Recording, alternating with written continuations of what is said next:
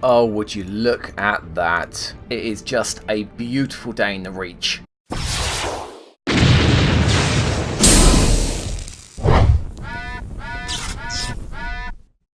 Hello one and all, Mickey here, Surviving RNG. I thought I'd make a quick video on how to make custom emblems for BattleTech, and also how to change the names of the pilots, although bear in mind the pilot names can only be changed if you intend to start a new game, as they won't affect any of your current saves. The emblems, on the other hand, can be done mid-campaign, no problems, so let's get started with that. First thing first, we're going to need an image file. Yeah, that'll do. Let me quickly adjust cage face here. Oh yeah, much better. So the image needs to have a transparent background, for example, like a PNG file. As you can see, this already is a PNG file. Next, the image needs to be at a scale of 256 by 256. So let's scale it to that. Oh yeah, perfect. Just scaled the face size a little bit to fit it in the box perfectly. But we are now at a scale of 256 by 256. Next step, very important, is flip the image upside down. Why? Sorry, just even more terrifying now. Why? Because the next step we're going to do is to flip the image the right way up. Okay, so now we've got the image flipped upside down. Save it as a PNG, and then we need to convert it to a DDS. So just type in Google, convert picture to DDS. The first website that comes up, which is aconvert.com. Go there, then grab the file you just made. There it is. That's the one. So open it, and then convert.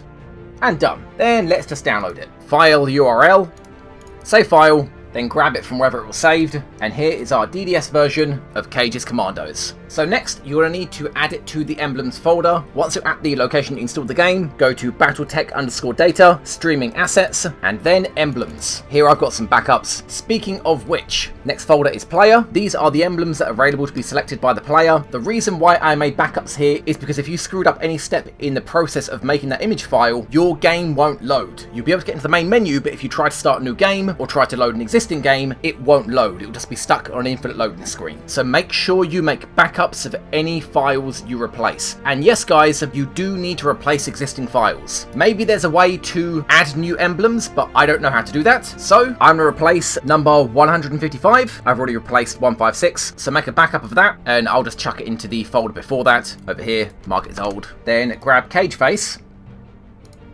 and then chuck him in here, right in the original because we've got it backed up. Then let's load up the game and see if it worked. Oh, would you look at that. It is just a beautiful day in the Reach. Oh yes, RNGesus loves you. Yeah, I think I'll go with the Mexcoms. Well guys, that is how you set up custom emblems in BattleTech. One last thing I want to show you guys is how to set up the custom pilots. As I said at the beginning of the video, this can only be done for new campaigns. If you try to change this for existing campaigns, nothing bad will happen, assuming you do it right, but they just won't change. So how you can do that is, back to your BattleTech installation folder, go to BattleTech_data, Streaming Assets, Data, and then scroll down until you find Pilot. And this is where all the pilots in the game can be found. Your starting 4 are found right at the bottom under Pilot Sim Starter, and the rest are just generally found around here. If you want to edit any of them before you start a new campaign, just open it up with something like Notepad++, and I have to emphasize this again, like when changing the emblems, if you screw this up, if you get the formatting wrong in any way, if you get the inverted commas wrong in any way, you won't be able to load a game, you won't be able to load a save game. All you'll be able to do is get into the game menu. If you try to go any further than that, you'll be stuck in an infinite loading screen. So back up any of these files before you edit them. So let's take Decker for example, who I've already changed it to Joey. Might be a better idea if I showed you the backed up versions. Here we go. Name Decker, first name Amir, last name Kowalski. Call sign Decker. Now feel free to change the names of these characters. Name, first name, last name, and call sign. If you want to change anything else here, do it at your own risk. I haven't tried any of it. It could screw up your game, but nonetheless, if you do want to change the names of your starting characters before you start a new campaign, this is how you do it. And for the starting pilots in particular, there are different variants of them. I don't know what the differences are. As you can see, there are 3 for Behemoth, 2 for Decker, 2 for Glitch, and 2 for Medusa. I just changed all of them, but as I said, make sure you back all of these files up. If you screw them up, you won't be able to load into the game. But that is it, guys. How you make custom emblems in BattleTech, and how you can change your pilots, whether they're the starting ones or pilots you hire in the game, although the pilots you can only change before you start a new campaign. So yeah, if you enjoyed the video, if you found it helpful, please don't forget to like, comment, and or subscribe, and I will see you guys back here next time for another video. Thanks for watching, and bye-bye, everyone.